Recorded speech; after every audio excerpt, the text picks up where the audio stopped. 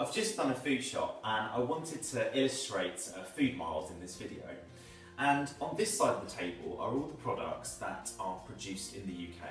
So we've got things like milk, yogurt, bread, chicken, pork, cheese, coleslaw, apples. They're all products that are grown here in the UK.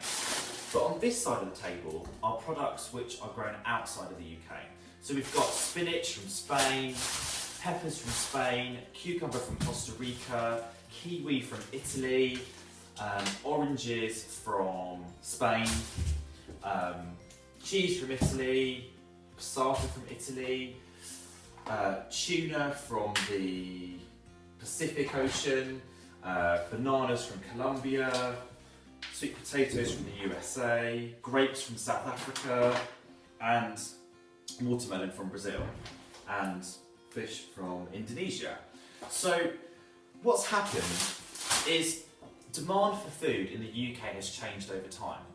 And the first thing is that we now demand seasonal food all year round. So foods such as spinach and peppers and cucumbers are all able to be grown in the UK, but only in the summer months.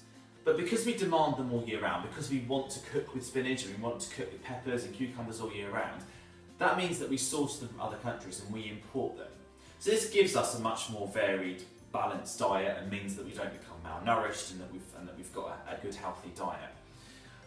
The other thing that's happened is that our incomes have increased, and as our incomes have increased, we demand more exotic food. So things like watermelons, sweet potatoes, kiwi fruits are all fruits that we would never have really eaten kind of 60 years ago, but now they're kind of commonplace in our kitchen because we're able to get them, we're able to import them.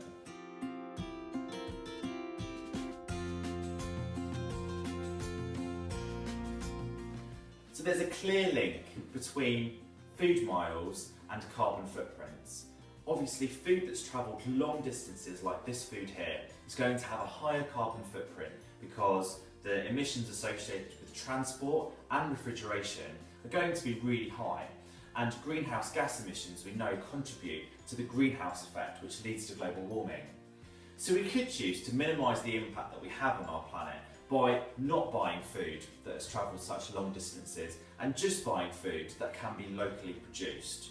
However, the issue with this is that actually we quite like having seasonal food all year round and we like these exotic fruits. The other issue with it is if we weren't to buy any of this food, how would that impact the farmers in Colombia and Brazil and South Africa? Lastly, we know that certain foods, such as tomatoes, can be grown in the UK all year round, but they have to be grown in heated greenhouses.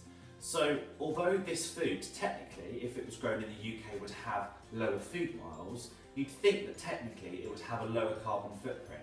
But if it's been grown in a greenhouse that requires a lot of feeding and a lot of electricity to be able to heat it, that could actually end up producing more greenhouse gas emissions than transporting tomatoes all the way from Spain.